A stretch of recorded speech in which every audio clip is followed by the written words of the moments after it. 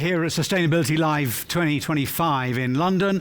You're really welcome in the room. You're really welcome watching online as well. We're right up against the tea break, so people will be coming in as we talk, and we'll just cope with that as we go. We're on the last session of the day for this stage, so it's a good time just to remind you about a couple of things. One is that any questions that you'd like to ask throughout the next conversation about decarbonisation, please put your hand up. Try and catch my eye. I'll get a microphone to you so that our colleagues watching online can hear your question. And then once you've got the mic, you can put your question to our panel. So just a hand up, or if you're watching online, then put your question through on the app that you're using, and they come through to my iPad. The other bit of housekeeping is that at 6 o'clock at Barkick, Shoreditch High Street, free beer and wings. What's not to love about that? I think it's only a short walk from here. I haven't done it yet. I'll tell you afterwards. So that's at the end of the event. But let's crack on now with automating enterprise decarbonisation. Can I ask our two panellists to join me on the stage here? Eric Hannon, partner at McKinsey & Co., and Hilary Tam, a great friend of our event, sustainability leader. I should be able to say that by now. For EMEA at Amazon Web Services, AWS. Both really pleased to see you. Thank you. Welcome to the stage. Look, can you introduce yourselves, what you do and why you're here much better than I? So, Hilary. Oh, nice to see you again. I'm Hilary. I lead sustainability for AWS here in EMEA, and I get the pleasure of working with customers to help them accelerate their sustainability goals using technology, and also leaning into innovation, because we know that that is a big white space when it comes to technology and sustainability. Good. And Eric, thanks for having me today. I'm part of the leadership team for our sustainability practice, serving clients on trying to achieve really aggressive and ambitious climate targets. And I lead and am responsible for the partnership that we have together with AWS to try and automate some of that enterprise decarbonization, the title of the panel. Well, we'll interrogate some of that partnership that you bring to us in just a sec. But let's talk about what's happening in your client companies. I mean, a lot of CEOs are shifting now to taking action, apart from away from the planning stage. How is that shift showing up in practice, and what's coming next to make it actually tangible? Yeah, so maybe I'll jump in on that one.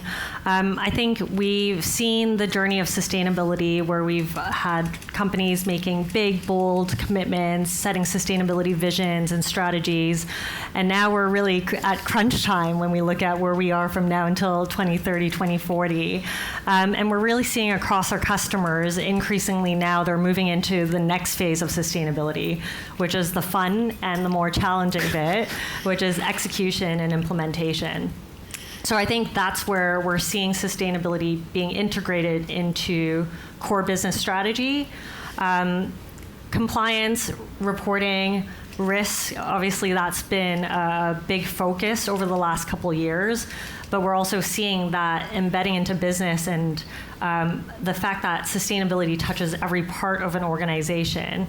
It's also driving actually a lot of this very valuable operational data to come online to help identify areas, not just for risks now, but also opportunity. So we're seeing this phase as, yes, the next wrangly bit, but actually a space full of opportunity. Yeah, I think what we're seeing is we're moving from an era of target setting and compliance and reporting into trying to integrate what that means now more closely with the business. So for us, we went through a really significant wave at the beginning of the 20s of lots of target setting with CSO, as Chief Sustainability Officer offices. And now, as we move into execution, like Hilary was talking about, now that the set of stakeholders gets much more significant. Right? A lot of the targets are really dependent on procurement to deliver, on product organizations to deliver, and so now you start to get into the operational, the operational areas of the companies we work with have much more relevance in delivering on the sustainability goals. Can I do a sense check though, because I assume that we're a huge way down the pipe. Perhaps we're not. And we've just heard from DP World, who've got an amazing decarbonisation initiative and journey that they're on and delivering. And even Mercedes Formula One team before them are delivering amazing things. How far are we down the pipe? You seem to be suggesting that international business is nowhere near doing enough what it should. Yeah, I think, so of course there's going to be lighthouse examples of people that you can put on a stage. But I think, when you look at the vast majority of people who did target setting, I think if we're really, really honest, a lot of that target setting was decoupled from the realities of the business, right? Not everybody always knew what they were signing up for.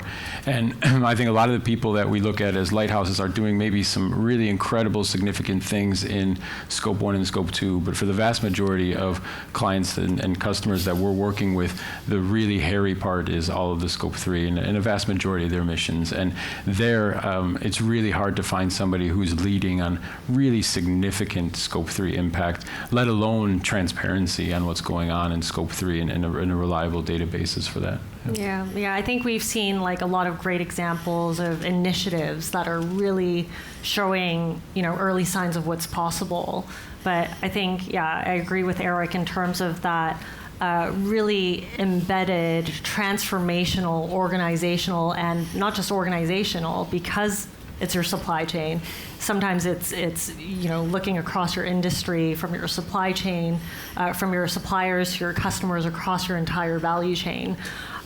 Those take partnerships and collaborations at scale, and then once you have those lighthouses, being able to make it programmatic and scale it and operationalize it so that it becomes the new business as usual. I think there's definitely folks who are paving the way, but there's a lot to do, and I imagine folks in the room will agree with that. And I'm guessing a lot of it is around. What did you say? It's scope 3. It's driving it through and having effective partnerships through your value chains. But for the purpose of this discussion, it's about data, isn't it? What challenges are companies facing around the collection of accurate data and then using it effectively? Yeah, so maybe at AWS we know a little thing or two about data, but we are seeing kind of data challenges, not just unique to sustainability, but I think now, especially with the kind of regulation and reporting requirements, it's driven, again, a lot of this operational sustainability data that's historically been offline, literally, on your desktops, now coming online for the first time. It's siloed, it's across different parts of your organization, it's different formats and structures, and data quality and confidence also varies. But also, I think, importantly, one of the areas that we focus a lot on at AWS is security. A lot of this sustainability data has historically not seen a lot of investment in security, but now if it's impacting business decisions and financial decisions, all of a sudden security, like it should be, is becoming top of the agenda along with sustainability. So I think, there's a lot of challenges around making the invisible visible. That's kind of the first layer. But then now, how do we make that data useful, trustworthy, and actionable? I think that's kind of the data challenge that we're seeing. But then, this data transformation driven by reporting allows us for the first time to really do it in a way, building a data foundation that then allows you to not just report, but actually leverage that data for any other kind of operational or commercial use case versus by use case, where you're duplicating efforts often, you're engaging the same suppliers for multiple reasons. So I think that's kind of some of the challenges we're seeing with some of our customers. Yeah, and I mean, what Hilary was describing was, a lot of the challenges around data management and data harmonization for the data we have. I think what I would add on top is all the gaps around data that we don't have as a large data challenge. So what I mean specifically around that is, scope 1 and scope 2 we can typically find somewhere and make the links to that with the data management that Hilary was talking about. But then once we get to scope 3, our experience, and I would assume your experience is similar, is that I don't get reliable reporting from my suppliers. Many of my suppliers, especially if they're smaller, don't even still don't even know what I'm asking for. Then when I do get it, it's unreliable. Similar commodities will have carbon intensity reporting 10x or more apart from different suppliers, right? So that the data that you're getting isn't great, and that's only from your direct suppliers. And to be completely responsible for the data along the entire supply chain, collecting that in a way that is not just some adding some kind of raw emission factor that you get from a database, but have real insight into this. Have we lost a mic? Can we get a hand mic over here, please? Oh, am I back? We're back. It's back. Okay. But being able to actually map the entire supply chain and do that in a reliable way that allows me to be specific around my own emission intensity and my own carbon intensity and make decisions around that. Huge challenge for the companies that we work with. So being involved in events like this, I am forever party to and hearing conversations about data. Yeah, we've got to get the data right. It's endless. It's this endless loop. We as a community are clearly not getting it right, haven't done for many years. We keep saying we need to. I suppose the obvious dumb question, and I specialise in asking the obvious dumb questions, is, so what do we do? What is the answer? What is the fix? I mean, between McKinsey and AWS, you have a fix. How should companies be tackling this? Yeah, I think our approach is to get the data good enough to be actionable. And to be able to get the insights that we need to be able to address our carbon intensity. And so what I mean about that is, we accept that at no point are we going to be able to get full, real primary data from our supply chain. But if you're able to model your supply chain and model it in a way that is robust and effective, you're able to gain enough insight to be able to understand really where you need to attack carbon intensity in your supply chain. Where does it make a difference and where does it not make a difference, and where do I need to work on, or where do I get the biggest bang for the buck? So being able to model that is something that takes a lot of specific sector expertise, and I think that's where we've tried to partner together with AWS to bring our half of that, where they're very excellent on the data management, and I'm sure Hilary will talk about that in a moment. I think what we bring is this ability to bring deep sector expertise along an entire supply chain that if you as an individual company don't need to build that expertise internally, and it doesn't make sense for you to build that expertise, but you need somebody who has sector expertise that can cover the entire supply chain, model how carbon kind of accumulates across the supply chain, and be able to know where you need to dive in bespoke to you, depending on whether you source your aluminum from China or if you source it from Switzerland. What is the difference? I mean, the word that you mentioned that resonated for me is actionable, and how do you go about actioning it and making your data actionable? And what does that look like? Do you want to take that? Yeah. So I think, maybe just to touch on a little bit around this partnership, where McKinsey is bringing that, industry, cross-sector expertise and insight. There's a lot of expertise there. There's a lot of proprietary experience and knowledge. So from an AWS perspective is how do we lean in with our data management capabilities and best practices and guidances to turn all of those insights into something that customers can take into their own hands to be able to start developing their own maps and visibility into insight that will give them that actionable capability. And I think that's where we're starting to see more sustainability teams lean in to develop that kind of in-house muscle. And there will always be a role for folks like AWS and McKinsey, but aside from the data management piece, if you have a data management problem, we can very happily look at that and solve that for you. But again, as we get into the execution and implementation stage, where we're requiring more complex data analysis, much more sophisticated and strategic computing workloads to be able to help scenario model, so that, when you know that you're having to take a certain action, what does that look like if I have a whole collection in terms of different assets and facilities? Like, how do I understand what that's going to cost, what that's going to look like, the impact, how long it's going to take, where do I get started, all of this information, to be able to automate it so that it becomes a tool that you can use with your domain expertise to play around with and create that kind of picture for your organization that's specific. I think one thing that we appreciate with what Hilary and team bring for us is, if you think across a company, you've got millions of data points if you want to do activity-based accounting, you have millions of data points of activity. And to be able to kind of assign any type of emission intensity to those activities is impossible to do manually.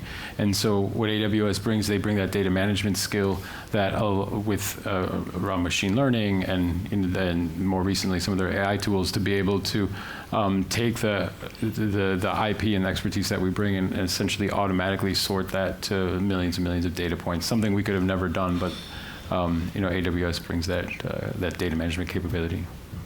Can you give some real world examples of where that's happened? And are you able to give any sort of form of how much it's affected the bottom line? What sort of shareholder value you create? Yeah, so without giving away too many secrets. No, yeah, I'll be open. The tie to shareholder value gets tenuous, but we can talk. So recently, Hilary and I worked together and it's a named reference for both of us, which is exciting. A company called AGCO, who makes large agricultural machines. And what we did is we put in a solution, which we call AutoMac. It's based on some IP that we have called Catalyst Zero. There is, by the way, for those interested, a demo tomorrow at 10:30 in the Innovation Lounge, I think it's called, upstairs. Upstairs, yeah. And what that solution does is it takes, so AWS is responsible for creating the data connectors that are all over AGCO's ERP systems. Pulls in all the millions of data points that we need, and then sorts that data into an API that we can then take and automatically apply our IP, and then we're able to then translate that for them into an actionable plan about how they think about their end-to-end decarbonization journey. And so what that does is basically what they recognize is they were trying to do all of this manually, and they were just too large of a company to be able to pull together a plan that they really had belief in was robust, because they weren't able to compare all of the different options across the company and know that any dollar that they spent on decarbonization was the best bang for the buck dollar. So by being able to pull that all together, they're able to create, Tim, to your question, an actionable plan that says, here is our roadmap, here's how we're going to decarbonize, and we're really, really confident now that roadmap is the cheapest way to achieve our targets, and we think that's great. I want to decarbonize as much as I can for as little money as it takes. Right? Yeah. And I think this is kind of what's most exciting about the solution, right? It's financially costed, data-driven business case to bring to your leaders in terms of what needs to happen and how long it's going to take, what it's going to cost, and the kind of different parts of your organizations that need to get involved. So you're able to bring a detailed roadmap action plan to have those higher level strategic conversations. And I think, anecdotally, even when I've worked, in-house in operational sustainabilities in the past, often you'll get a request from the board, what does this look like? And then it's okay, well, instead of doing it in 2025, what if we push it down to 2028? What is it going to cost? How is it going to impact us? And then it's back to the drawing board, right? And you're having to do all of that homework, whereas the AutoMac tool really allows you to, in real time, reconfigure these marginal abatement cost curves where often, once you produce them, they're out of date because they're static, there's new data, there's no new information, there's new innovation, there's new regulation. And so I think that is also one of the cool things about our partnership, because it's all of, the McKinsey brains in the solution in real time in the hands of your sustainability teams who can, reconfigure, answer those exam questions, go back to the relevant teams to have, again, a financially costed conversation, which is the language that, our leaders are really looking to understand what the challenge is, but also where the opportunities are, because sometimes you're saving carbon and you're saving costs. Sometimes you're surfacing innovation opportunities that could open new revenue or market opportunities.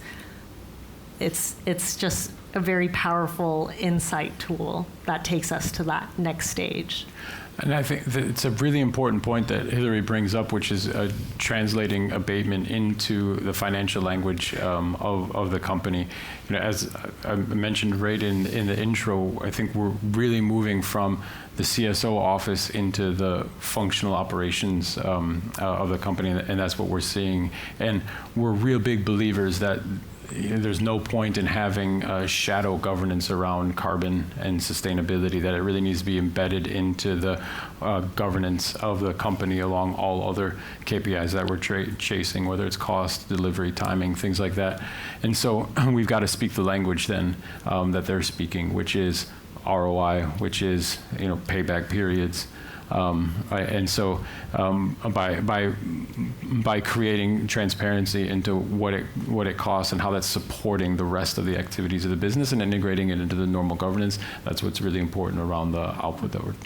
It's about getting it past the board. Essentially, yeah. Yeah. How companies who perhaps are data mature still will face challenges in terms of prioritizing and shifting and being agile. How does your partnership sort that? So I think even for people who are, quote, data mature, I would still maintain that I've never run into anybody who's even data mature. Who is data mature? Okay. Well, fine. Yeah, but more mature, who's more mature, who has real transparency outside their four walls. I think that's really the strength of what we're discussing and what we're bringing, which is that transparency outside of your four walls. Because even if you have good internal data, and yeah, you're right, there's very few people who I've met who said, yeah, our data internally is super reliable. But even if you have that, you're still missing that insight into the rest of your upstream and downstream supply chain, right? And that's the really hard piece to crack. And for most companies, it's the vast majority of the carbon that they're dealing with. Yeah. Yeah, and I think, we can't let the, perfect be the enemy of progress. We do have a lot of data. We have enough data combined with, the modeling and combined with the insight that we're turning into intelligence through tooling. We have enough to get started. And I think, that's really the important bit where at Amazon, we have leadership principles. One of them is around bias for action. Sometimes, in business, speed matters. And I think we think about, the sustainability challenge, the climate challenge. We are also, in an urgent crisis where we need to act and move fast. So I think in lieu of perfect data internally, externally, having tooling like this that gives your board confidence to move forward, understanding, again, the risks, but also the opportunities and what those timelines are, and very transparent in terms of how that might change over time. What are we anticipating when it comes to what's coming down the line? I think that's really the push we're working with our customers to drive, which is let's not, spend another however many years rejigging strategy or, doing strategic planning. If it's a plan, let it be an action plan, and an action plan that we can actually action in the very near future. I think that's one of the key things that we're seeing. I want to take some questions from the audience, but we do have a microphone available. There's a hand up, Kendra, on the aisle there. Hi, it was very interesting to know about the MAC tool. I am from Radisson Hotel Group, and this is something that we do with Excels and Power BI, developing various simulations. My question is that we do see a lot of tools and simulations which are on the global level, right? But when we talk about the actions, we talk about cost for various regions, it can be very different, right? So how are you tackling with that localization on this tool? Yeah, so you're spot on, right? The most solutions that we've seen work kind of with global factors or global averages, and so that's back to the very beginning of the conversation. That's what does not make it actionable, that you need something bespoke to yourself. So what we've done is we've spent a lot of time really modeling all global value chains, and so if you at least know who your suppliers are, which most people at least know who your suppliers are, then we're able to have a bespoke, localized carbon intensity for your supply chain that is specific to your supply chain and not a global supply chain. And that's really, really powerful because, we're working with clients right now where they were using, to your point, global factors for borax production, right? And actually, if you get borax from Turkey versus the US, which are the two main producers, it's literally 30x difference in carbon intensity. And so that kind of company-specific knowledge is really critical to have the actual insight, because if you're buying it from the low carbon mine, you're in good shape, right? If you're buying it from the high carbon mine, you need to address and you need to know that difference, and the global averages don't help you with that. Yeah, and maybe just a slight tangent, on the kind of scaling element geographically.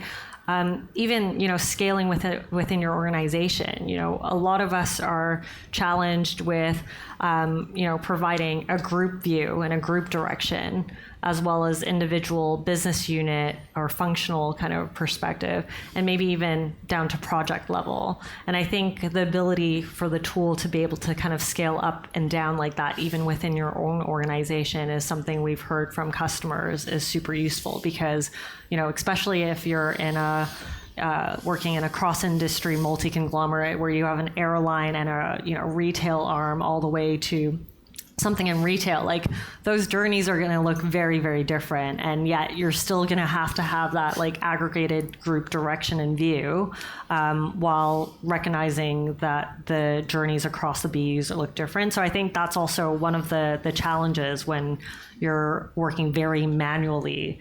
Again, that agility to elevate the conversation with your board to whatever level that's needed is important. I can see how the automation and the insights that you bring will make a huge difference. But at the end of the day, the Scope 3 problem still rests on getting your supply chain on board, aligned with you, providing the data that you need. Can you talk to that?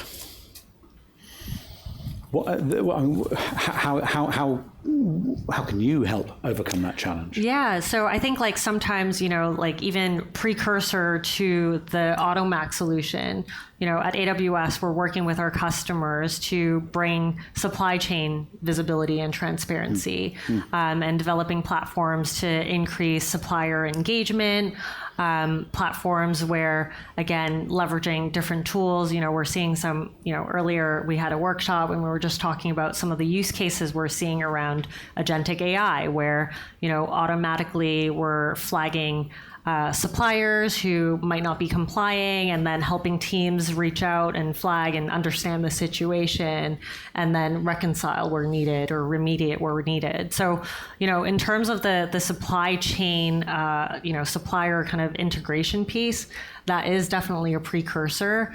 But I think right now it's really a matter of when, not if. If we look at our supply chains and how much focus there has been on understanding our global supply chains, I think things are only going to get more rigorous. We're only going to be wanting more visibility. So I think it's one of the kind of data transformation journeys that we're seeing, again, with our customers, driven by these various needs and demands that then position us very well to leverage different AI tools like the AutoMac to then take that to the next level. So there is definitely a foundational piece, which is why we've said, again, data has been like, the topic for every sustainability conference I've been to, really. But it is really starting with that data foundation. And I think that's where, AWS, our position is really how do we build that credible foundation, and then whether it's accelerating enterprise decarbonization or, starting to map your journey when it comes to nature and biodiversity, which, if we think carbon is complex, we've got more coming down the way. That's where it allows us to really accelerate versus, being a slow follower to carbon and repeating those same mistakes. So I think that's kind of what we're seeing. Is it possible to quantify at all for a company's bottom line or its operations the benefit, the impact that automating will bring you? So the short answer is yes. It's possible. And I'd like to know the number, please. Yeah. So the number is obviously going to be bespoke to anybody's individual situation. I think the broader principle behind the question is that what we've witnessed is there's a lot of for lack of a better term, dumb carbon money, and then there's also smart carbon money. And what I mean by that is there's a lot of initiatives that maybe feel good, or hey, maybe they look great in a report, or some businesses convinced that it's a good initiative. But when you look across the whole potential landscape of an enterprise, it's really a poor way to invest your decarbonization money.